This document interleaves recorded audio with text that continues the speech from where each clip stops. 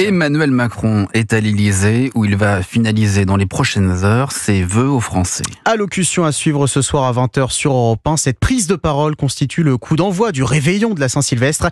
Soirée festive, mais hélas, trop souvent marquée par des débordements.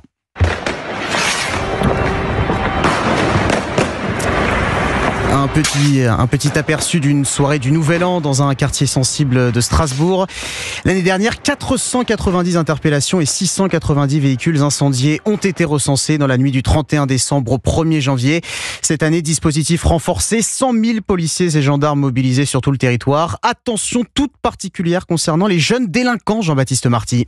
Risque zéro ce soir pour les policiers. Face à l'une des craintes majeures, les rixes entre mineurs de quartiers sensibles, les forces de l'ordre se préparent. Jean-Christophe Couvi, secrétaire national du syndicat Unité. Sur Paris, par exemple, on a des groupes spécialisés qui gèrent les bandes. On a une surveillance qui est mise en place en amont. Quand on a des signaux faibles, on peut intervenir et dépêcher des voitures de police sur le lieu du rassemblement. Certaines communes vont même plus loin et mettent en place des couvre-feux pour les mineurs à partir de 22h. C'est le cas de plusieurs municipalités en Gironde, comme à Floirac ou à Lormont.